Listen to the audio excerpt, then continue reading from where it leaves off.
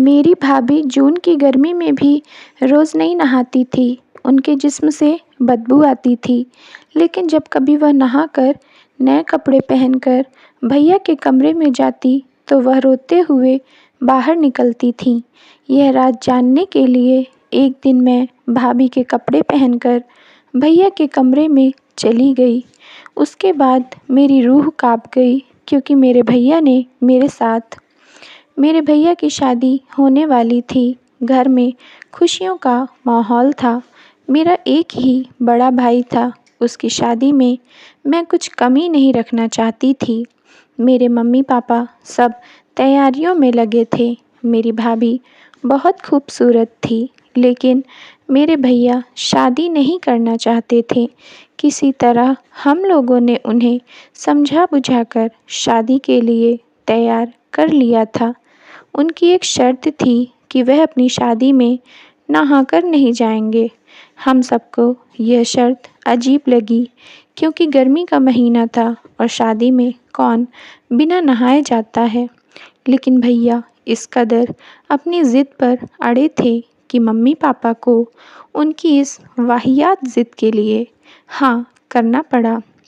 Mummy papa ने कहा कि दूल्हे ने नहाया नहीं है, यह बात किसी को पता नहीं चलनी चाहिए। इसलिए शादी के दिन मेरे भैया बाथरूम में गए, नल चलाया और बिना नहाए ही निकल आए। सबने सोचा कि भैया नहा चुका है। यह बात सिर्फ मुझे और मेरे मम्मी पापा को पता थी। बारात गई धूमधाम से। शादी करने के बाद हम भाभी को लेकर अपने घर आ गए। सारी रीति रिवाज रस्में हुई। फिर भी मैं भाभी को भैया के कमरे में छोड़ आई। मेरी भाभी के चेहरे में गजब का नूर था। मैं उन्हें देखती ही रह जाती हूँ, क्योंकि मैं ज़्यादा खूबसूरत नहीं थी। मैं सोचती थी कि काश भगवान मुझे भी इतना सुंदर बनाते। मैं अपनी भाभी का ख्याल रखती थी। मेरी भाभी जब से हमारे घर आई थी, उनके चेहरे की चमक घट रही थी। वह रोज़ नहाती भी नहीं थी। मैं सोचती थी भाभी खूबसूरत हैं तो वह सफाई भी रखती होंगी। लेकिन मेरे घर आने के बाद पता चला कि भाभी खूबसूरत तो हैं, लेकिन सफाई नहीं करती, या फिर उनके ऊपर भी भैया का असर चढ़ गया था। भाभी जून की गर्मी में भी रोज़ नहीं नहाती थीं और गंदे कपड़े पहने रहती थीं। मैं या मेरी माँ उनसे कुछ कहती तो वह एक कान से सुनकर दूसरे कान से निकाल देती थीं। हमें भाभी की ये आदत बिल्कुल नहीं सुहाती थी। कभी कभी तो माँ उन्हें बहुत बातें सुना दिया करती थी कि मैं सोचती थी मेरा बेटा ही ऐसा होगा, लेकिन तू भी उसी की तरह निकली। मैं ही अपनी माँ को मना कर दिया करती थी कि कुछ ना कहो, वह जैसे रहना चाहती हैं रहने दो। पराए घर से आई हैं, उन्हें बुरा लगेगा। क्योंकि कुछ भी हो, मैं भी एक लड़की थी, मुझे भी कल को पराए घर जाना है। और फिर मेरी भाभी एक सीधी सादी औरत थी। वह कभी माँ की बातों का पलटकर जवाब नहीं देती थी। मेरी भाभी के पास जाने से उनके शरीर से बदबू आती थी। मेरी माँ नाक दबाने लगती थी। मैं कहती, माँ ऐसा ना करो, वरना उन्हें शर्मिंदगी महसूस होगी। एक दिन मेरी भाभी नहा धुलकर नया सूट पहनकर तैयार थीं। आज भाभी बहुत खूबसूरत लग रही थीं। मैं उन्हें देखती ही रह गई। मैंने भाभी से मजाक में कहा कि आज भैया आपको देखते ही रह जाएंगे। मेरी भाभी मेरी बातों से शर्माने की जगह घबरा रही थीं। पूरा दिन डरी सहमी रही। जब शाम को भैया घर आए, भाभी उनके सामने नहीं जा रही थीं। भैया ने पानी मांगा तो मुझसे पानी भेज दिया।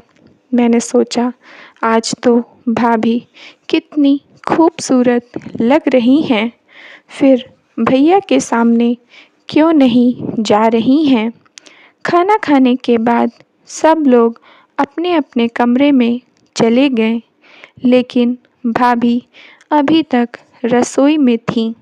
मैं भाभी के पास गई, कहा कि जाओ भाभी, सो जाओ, जो भी काम है सुबह कर लेना। मेरी भाभी ने कहा तुम जाकर सो जाओ, मैं भी जाती हूँ। भाभी कमरे में चली गई, मैं अपने कमरे में आ गई। मेरा कमरा भाभी के कमरे के बगल में था। मुझे उनके कमरे से चीखने की आवाज़ आ रही थी। ये मेरे भैया की आवाज़ थी। कुछ साफ सुनाई नहीं दे रहा था, लेकिन इतना तो समझ आ रहा था कि वह भाभी पर गुस्सा कर रहे हैं।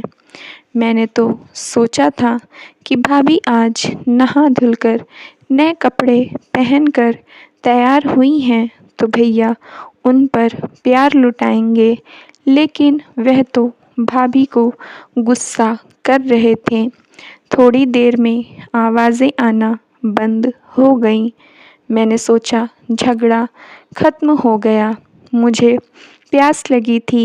मैं रसोई में पानी पीने जा रही थी। जैसे ही कमरे के बाहर निकली, मेरे होश उड़ गए। मेरी भाभी आधी रात को अकेली अपने कमरे के बाहर बैठी सिसक सिसक कर रो रही थीं। मैंने उनसे पूछा, भाभी क्या हुआ, क्यों रो रही हो? वह कुछ नहीं बोली। मेरे सामने हाथ जोड़ते हुए मुझे चुप रहने को कह रही थीं। मुझे कुछ समझ नहीं आया कि भाभी को क्या हुआ है। इतनी रात को उन्हें अपने कमरे में होना चाहिए, तो वह बाहर बैठी रो रही हैं। मुझे अपने भैया के ऊपर बहुत गुस्सा आ रहा था। कैसा पति है अपनी पत्नी को आधी रात को कमरे से बाहर निकाल दिया। लेकिन मेरा कुछ भी बोलना ठीक नहीं था।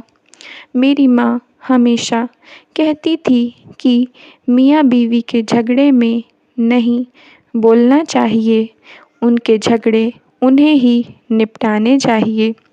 किसी तीसरे के पढ़ने से बात बिगड़ जाती है। और भाभी भी मुझे चुप रहने के लिए कह रही थीं, इसलिए मैं रसोई गई, पानी पीकर अपने कमरे में आ गई। लेकिन भाभी के बारे में सोच सोच कर मुझे नींद नहीं आ रही थी। कितनी सुंदर हैं मेरी भाभी। भैया की जगह और कोई लड़का होता तो अपनी बीवी का गुलाम बनकर रहता, पर पता नहीं भैया को भाभी की खूबसूरती नज़र क्यों नहीं आती। वह भाभी को कमरे से क्यों निकाल देते हैं। क्या मेरी शादी के बाद मेरा पति भी मेरे साथ ऐसा ही करेगा? अगर सभी लड़के एक जैसे होते हैं तो मुझे शादी ही नहीं करना। कब सुबह हो गई पता नहीं चला। मुझे भाभी का ख्याल आया। मैं बाहर आई तो भाभी वहीं बैठी थीं। भाभी की आंखें बंद थीं। शायद वह बाहर बैठे बैठे ही सो गई। वह मुझे नहीं देख पाईं। मैं फिर से अपने कमरे में चली आई। जब से भैया की शादी हो गई थी, मेरी माँ ने मुझे मना किया था कि मैं भैया के कमरे में नहीं जाऊं। भैया और भाभी दोनों को समझाया था कि हमेशा अपने कमरे का दरवाज़ा बंद रखा करो। अभी तुम लोगों की नई शादी हुई है, दरवाज़ा खुला रहना अच्छा नहीं। मेरे भैया ने कहा, माँ लेकिन इन सब की कोई ज़रूरत नहीं है। गर्मी में दरवाज़ा बंद रखने से कमरे में रहना मुश्किल हो जाएगा। तो मेरी माँ ने उनके दरवाजे पर एक मोटे कपड़े का पर्दा लगा दिया था और सख्त हिदायत दिया था कि यह पर्दा हमेशा डालकर रखना, खुला नहीं होना चाहिए। मेरी भाभी हमेशा उदास रहती थीं। कभी उनकी आँखों में आंसू देखकर मेरा दिल दहल जाता था। कैसी थी मेरी भाभी और यहाँ आने के बाद कैसी हो गई हैं। यह हम लोगों के लिए शर्मनाक था कि हम एक लड़की को जिसे पराए घर से लेकर आए हैं, उसे खुश नहीं रख पा रहे हैं। वैसे तो यह सब पति का काम है, अपनी पत्नी को खुश रखना, प्यार करना, उसकी आँखों में आंसू नहीं आने देना चाहिए। जबकि मेरे भैया को इन सब बातों से कोई फ़र्क नहीं पड़ता था। मैंने कई बार भैया भाभी के बारे में माँ से भी बात करना चाहा, तो वह मुझसे यही कहती थी कि मैं पति पत्नी के बीच में ना ही पड़ूं तो अच्छा है। लेकिन हर चीज़ की कोई सीमा होती है। ऐसा हमेशा होता था कि जब जब मेरी भाभी नहा धुलकर नए कपड़े पहनकर तैयार होती तो मेरे भैया उनके साथ झगड़ा करते थे, उन्हें कमरे से निकाल देते थे। मुझे अपनी भाभी पर बहुत रहम आता था, क्योंकि वह बेचारी भैया के जुल्मों को सहन कर रही थी, लेकिन किसी से कुछ नहीं कहती थी।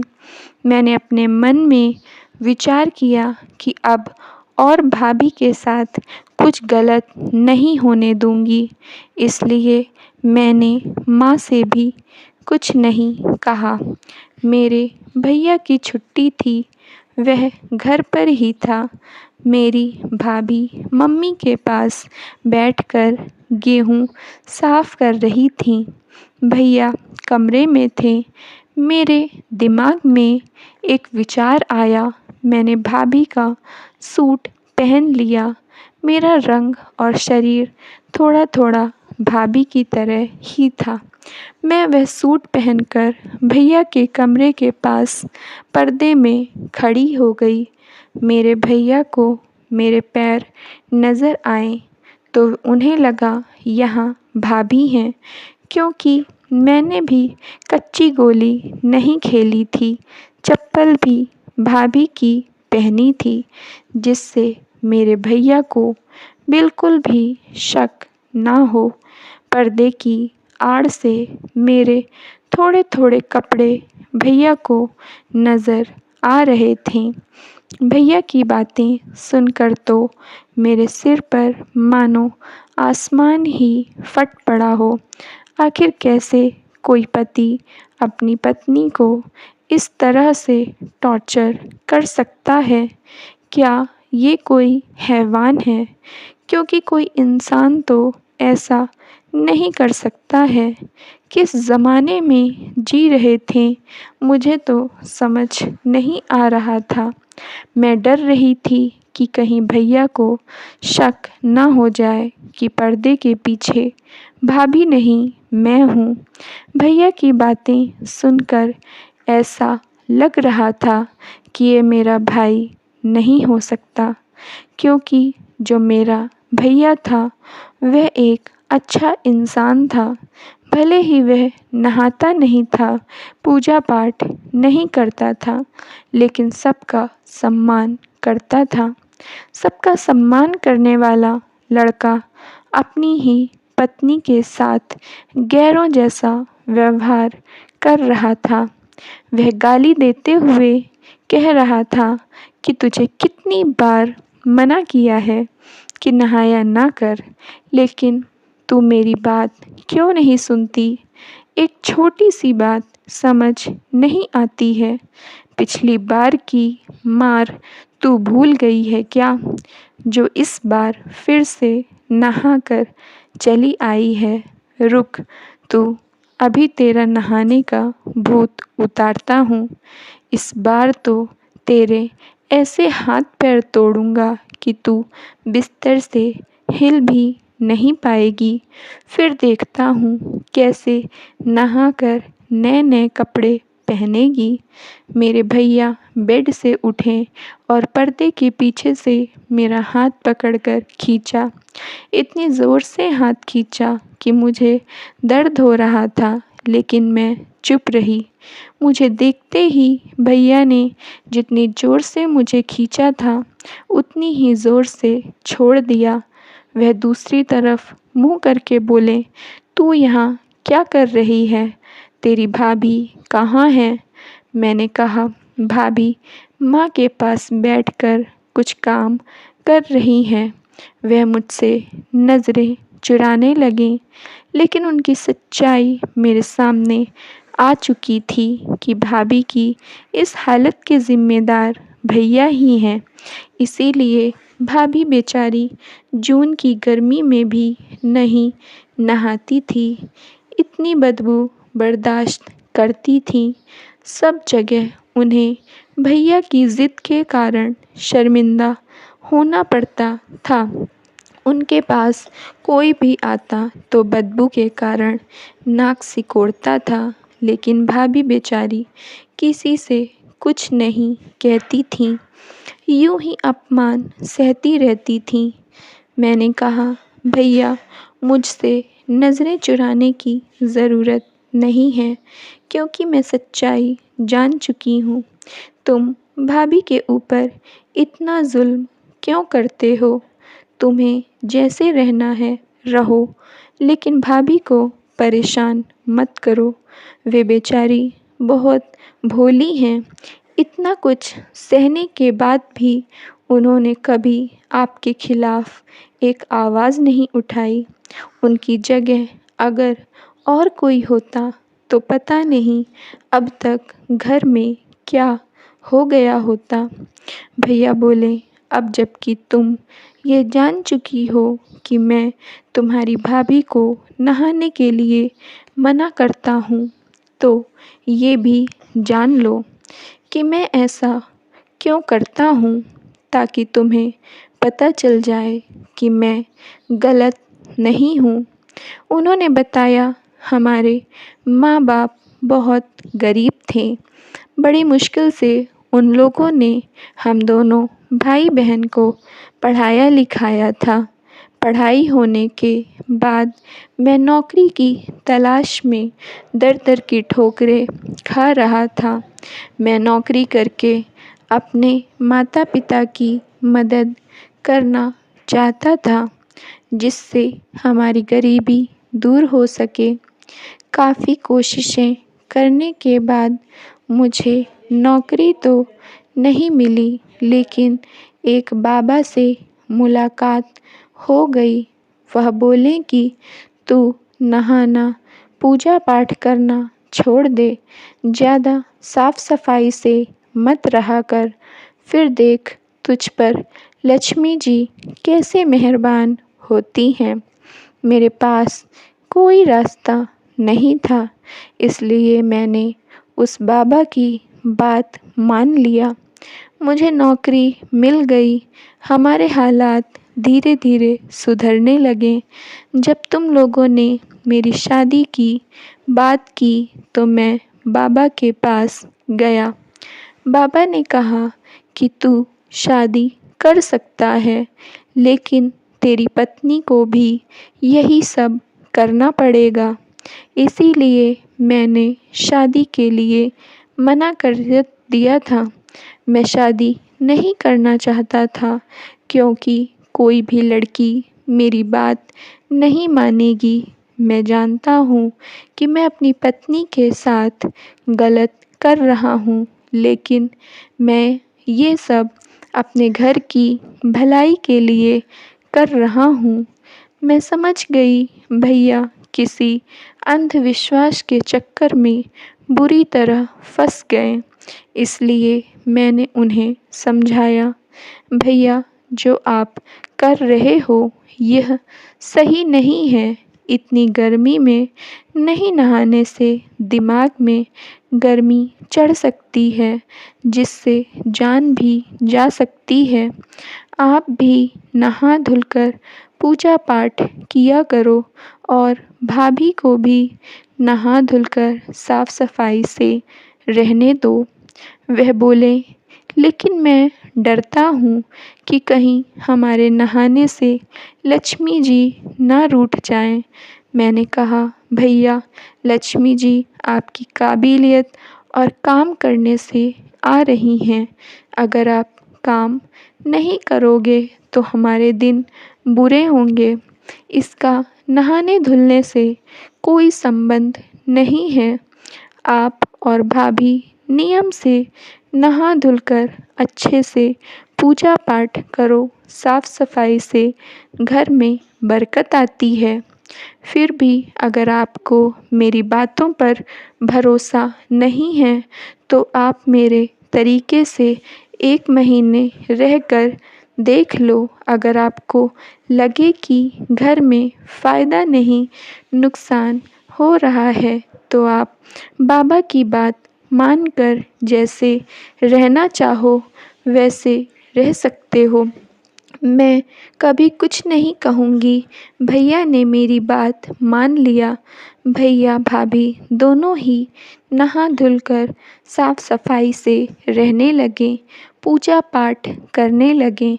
भाभी के चेहरे का नूर लौट आया।